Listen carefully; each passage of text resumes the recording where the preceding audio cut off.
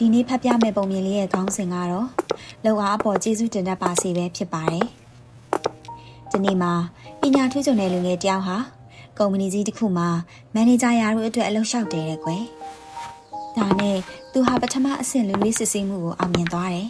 ။အဲ့တော့ဒါရိုက်တာကနောက်ဆုံးဆုံးဖြတ်ချက်ချဖို့အတွက်နောက်ဆုံးအဆင့်လူလေးစစ်ဆေးမှုကိုစီစဉ်လိုက်တာပေါ့။ဒါရိုက်တာဟာလူငယ်လေးရဲ့ကိုယ်ရေးခြင်းကိုကြည့်ရဲ့အခါလူငယ်လေးဟာအလဲတန်းကနေနောက်ဆုံးပွဲလွန်သူတည်တနာလုပ်သည့်အထီးတစ်လျှောက်လုံးသူ့ရဲ့ပညာရေးမှတ်တမ်းတွေကအလွန်တရာမှထူးချွန်ကောင်းမွန်နေတာကိုတွေ့ရှိရတယ်တဲ့။သူဟာအမတ်ကျသွားတဲ့နှစ်တစ်နှစ်မှကိုမရှိခဲ့ဘူးတဲ့ကွယ်။ဒါနဲ့ဒါရိုက်တာဟာလူငယ်လေးကိုမင်းเจ้าမှာပညာသင်ဆုတွေဘာတွေရခဲ့ဘူးလားလို့မေးလိုက်တယ်တဲ့။လူငယ်လေးကမရခဲ့ဘူးပါဘူးလို့ပြန်ဖြေလိုက်တယ်တဲ့။ဒါရိုက်တာကဆက်ပြီးတော့မင်းရဲ့အကြောင်းစရိတ်ဟာမင်းဖခင်ရဲ့ပံ့ပိုးမှုလားလို့မေးလိုက်တယ်။လူငယ်လေးကကျွန်တော်ဖခင်ကကျွန်တော်အသက်တစ်နှစ်အရွယ်လောက်ကလေးကဆုံးပါသွားပါတယ်။ကျွန်တော်ရဲ့အကြောင်းစရိတ်တွေကိုတော့ကျွန်တော်မိခင်ကပဲထောက်ပံ့ပေးခဲ့တာပါလို့ပြန်ဖြေလိုက်တာပေါ့။ဒါရိုက်တာကမင်းရဲ့မိခင်ကိုအရင်ကအဝတ်လျှော်တာတွေဘာတွေရောကူညီခဲ့ဘူးလားလို့ဆက်မေးလိုက်ပြန်တယ်။လူငယ်လေးက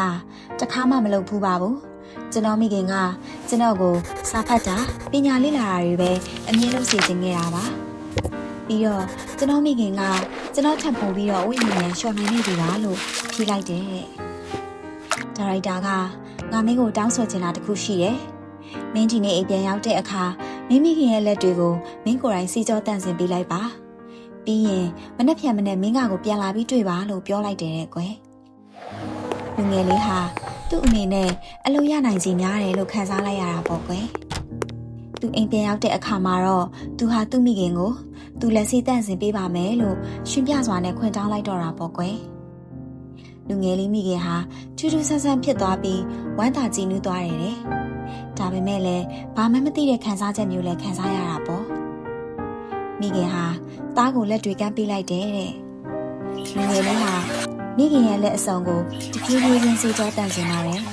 ။အဲဒီလိုလုပ်နေရင်းမှာပဲသူဟာမျက်ရည်တွေစီးကျလာတာပေါ့ကွယ်။သူဟာသူ့မိခင်ရဲ့လက်တွေဟာအရေးအကြောင်းတွေနဲ့တော်တော်လေးရှွန့်ထုတ်နေပြီးတော့လက်ပေါ်မှာလည်းဒဏ်ရာအနာတရားတွေရှိနေတယ်ဆိုတာကိုသူပထမဆုံးအချိန်သတိထားလိုက်မိတယ်တဲ့။အဲဒီဒဏ်ရာတွေကိုရေးစီးရဲ့အချိန်မှာသူ့မိခင်ဟာတုန်သွားတာကိုတွေ့ရတော့တချို့ဒဏ်ရာတွေဟာတော်တော်လေးနာနေတယ်ဆိုတာကိုသူသိလိုက်တယ်တဲ့လူငယ်လေးကဒီလက်တွေဟာသူ့ကိုအကြောင်းစရိတ်ထောက်ပံ့နိုင်ဖို့နေတိုင်းဝတ်တီလျှော်နေရတဲ့လက်တွေပါလားလို့သူ့ဘဝမှာပထမဆုံးအနေနဲ့အသိဝင်သွားတယ်တဲ့ကွယ်သူမိခင်ရဲ့လက်ပေါ်ကဒဏ်ရာတွေဟာသူ့ဘွဲရဖို့အမှတ်ကောင်းကောင်းနဲ့အောင်ဖို့နောက်သူ့အနာဂတ်အတွက်ပတ်စံပံ့ပိုးနိုင်ဖို့ပေးဆက်ရတဲ့အဖို့ခတွေပါလားလို့သူနားလည်သွားတယ်တဲ့သူမိခင်ရဲ့လက်တွေကိုတန့်စင်ပေးတဲ့အခါမှာတော့ရှော်ဖို့ကြံနေတဲ့အဝတ်တွေကိုသူ့မိခင်ကိုစားသူတိတ်တဆိတ်နဲ့ရှော်နေလိုက်တာပေါ့အိမ်ညမှာလူငယ်လေးနဲ့သူ့မိခင်ဟာစကားတွေအကြားကြီးပြောပြကြတယ်တဲ့နောက်တနေ့မနက်မှာလူငယ်လေးဟာဒါရိုက်တာနဲ့တွေ့ဖို့ရုံးကိုပြန်သွားလိုက်တယ်တဲ့ဒါရိုက်တာဟာလူငယ်လေးရဲ့မျက်လုံးထဲမှာမျက်ရည်ဝဲနေတယ်ဆိုတာကိုသတိထားမိတယ်တဲ့ဒါနဲ့မနေ့ကမင်းအိမ်ပြန်တော့ဘာတွေလုပ်ခဲ့လဲနောက်ဘာတွေတင်ယူခဲ့ရတာရှိလဲမင်းပြောပြနိုင်မလားလို့မေးလိုက်တယ်လူငယ်လေးကကျွန်တော်မိခင်ရဲ့လက်တွေကိုစီးစောတန့်စင်ပေးခဲ့ပါတယ်ပြီးတော့လက်ကျန်အဝတ်တွေအားလုံးကိုလည်းလျှော်ပေးခဲ့ပါတယ်လို့ပြန်ဖြေလိုက်တာပေါ့ဒါရိုက်တာဟာမင်းဘယ်လိုခံစားရလဲလို့ဆက်မေးလိုက်တယ်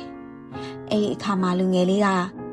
ကျွန်တော်ပထမဆုံးအနေနဲ့ကျေးဇူးတင်တတ်ဖို့လိုတယ်ဆိုတာကိုနားလည်လိုက်ပါတယ်ကျွန်တော်မိခင်မရှိပဲကျွန်တော်ဒီနေ့လိုမျိုးကောင်းမွန်တဲ့နေရာရောက်မလာနိုင်ပါဘူးဒုတိယအနေနဲ့ကျွန်တော်မိခင်ကိုကူပြီးအလုပ်အတူတူလုပ်တဲ့အခါတခုခုရဖို့ခက်ခဲတယ်မလွယ်ကူဘူးဆိုတာကိုသိလိုက်ရပါတယ်တတိယအနေနဲ့မိသားစုရဲ့အရေးပါမှုနဲ့တန်ဖိုးကိုကျွန်တော်အတိမတ်ပြုသွားရခဲ့ပါတယ်လို့ဖြေကြားလိုက်တယ်ကွယ်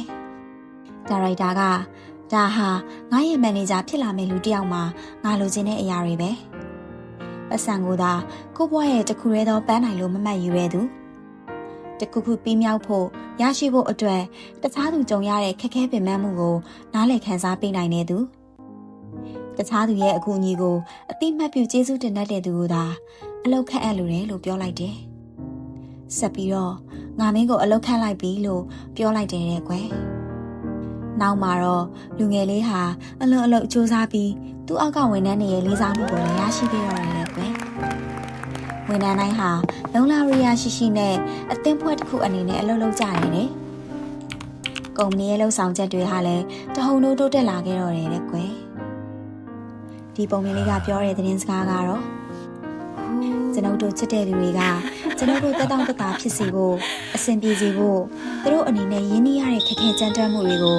ကျွန်တော်တို့တွေအနေနဲ့မကြုံဘူးပြီးနားလည်ဘူးဆိုရင်အဲ့ဒီအရာတွေကိုကျွန်တော်တို့တွေအနေနဲ့တန်ဖိုးထားရမှာမဟုတ်ဘူးပေါ့ဒါကြောင့်အရေးကြီးတာကတော့အဲ့ဒီခက်ခဲတွေကိုကိုယ်တိုင်တွေ့ကြုံကြည့်ပြီးကိုရရှိထားတဲ့တက်တောင့်တက်တာဖြစ်မှုတွေနောက်မှာရှိတဲ့စူးစမ်းအထောက်မှုတွေကိုတန်ဖိုးထားရဖို့ပြင်ပါတဲ့ကောင်းသောနေ့လေးဖြစ်ပါစေ။